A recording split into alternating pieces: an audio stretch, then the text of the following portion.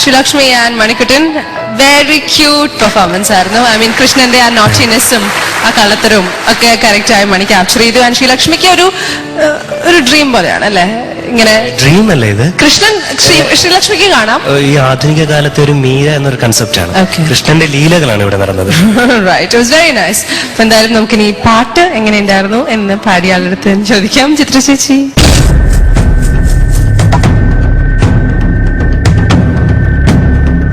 നന്നായിട്ട് പാടി.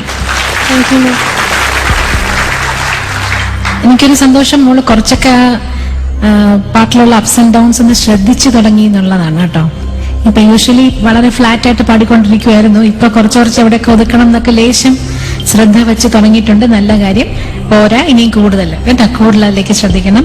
ഇന്ന് ആലാപ്പ് പാടിയില്ല ആദ്യത്തെ ഇത്തിരി സ്പീഡ് കൂടി. ഇപ്പൊ മോള് കുറച്ചുകൂടെ റിലാക്സ്ഡ് ആയിട്ട് പാടായിരുന്നു തന്നെ ആലാപ്പ് കേട്ടോ. പിന്നെ പണ്ടു നിന്നുള്ള രണ്ടാമത്തെ പ്രാവശ്യം എന്താ പാടി നിന്ന് ഓർക്കാമോ മോൾ? പണ്ടു നിന്നെ രണ്ടാമത്തെ വ്യത്യാസമുണ്ട്. പണ്ടു നിന്നെ കണ്ട അത് ചരണത്തിലായിരുന്നു, ഇതിലില്ല. ഓക്കെ, മാനസം രണ്ടാമത്തെ.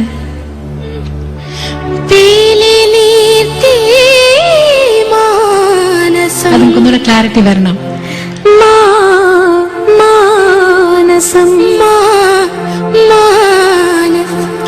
എന്ത് ഉറപ്പിക്കുന്ന പോലെ തോന്നും. മോളത് പ്രാക്ടീസ് ചെയ്യണം കേട്ടോ അവിടെ. പിന്നെ അന്നു നീ സെക്കൻഡ് ചരണത്തില് അന്നു നീ അവിടെ ശ്രുതി രണ്ടാമത് പാടിയെടുത്ത് ആ സ്ഥലം ഒന്നുകൂടെ ബെറ്റർ ആവാന്ന് ഞാൻ എഴുതിയിരിക്കുന്നത് കേട്ടോ.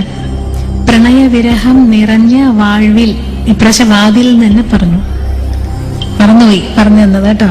പിന്നെ ലാസ്റ്റ് പല്ലവി നിർത്തിയില്ലേ?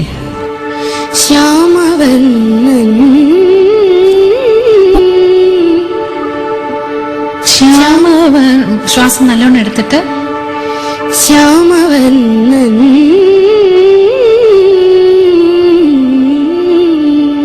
അത് എന്റെ മോള് കുറച്ചൊക്കെ സസ്റ്റെയിൻ വരണം. ശ്യാമവർണ്ണൻ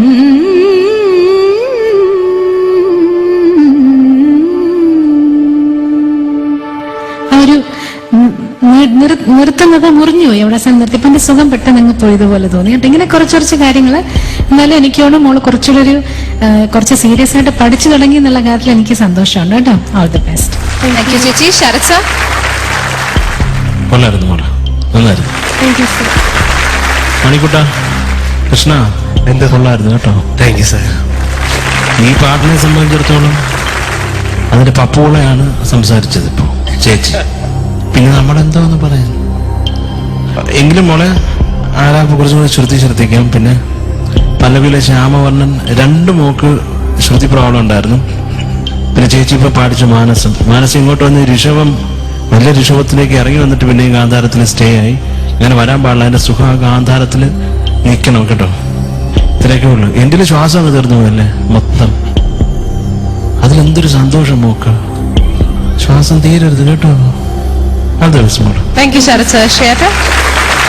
എനിക്ക് തോന്നിയത് സ്റ്റഡിനെസ് വളരെ കുറവാണ് മോക്ക്. അത് ഉണ്ടാക്കണം കേട്ടോ. കാരണം അത് ഒരു പാട്ട് പാടുമ്പോ ഏത് പാട്ടായാലും അടിപൊളിയായാലും സോഫ്റ്റ് ആയാലും ക്ലാസിക്കലായിരിക്കും ഈ പാടുമ്പോ ഉള്ള ഇതുണ്ടല്ലോ അന്നു നിന്നെ കണ്ട അത് നല്ല ബോൾഡും സ്റ്റഡി ആയിരിക്കണം. അതെന്തുകൊണ്ടാ ശ്രീലക്ഷ്മിക്ക് അങ്ങനെ ഒരു വിറയിൽ വരുന്ന എന്തുകൊണ്ടാണ്? പലപ്പോഴും ഞാൻ ശ്രദ്ധിച്ചിട്ടുണ്ട്. സർ ഇപ്പൊ ഇങ്ങനെ നടന്നു പാടിയപ്പോ അല്ലാതെ പേടിയുണ്ടോ ഇപ്പോഴും? ഈ ഇത്രയും സ്റ്റേജ് ആയിട്ടും പേടിയുണ്ടോ? പേടിയൊന്നുമില്ല.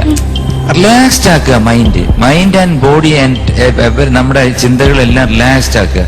എന്നിട്ട് ആ വരിയൊന്ന് പാടിക്കുക. വളരെ റിലാക്സ്ഡ് ആയിട്ടൊന്ന് പാടിക്കുക. ഇപ്പൊ ഒരു കടപ്പുറത്ത് നിന്നിട്ട് ആരും ഇല്ലാതെ വിജനമായ ഒരു കടപ്പുറത്ത് നിൽക്കുകയാണെന്ന് വിചാരിച്ചുകൊണ്ട് ഒരു വരിയൊന്ന് പാടിക്കുക.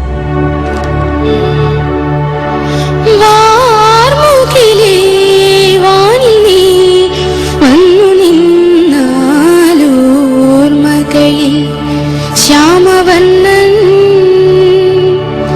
വാർമുകിലേ വാനിൽ നീ വന്നു നിന്നാലോർമകളിൽ ശ്യാമവർണ്ണൻ കളിയാ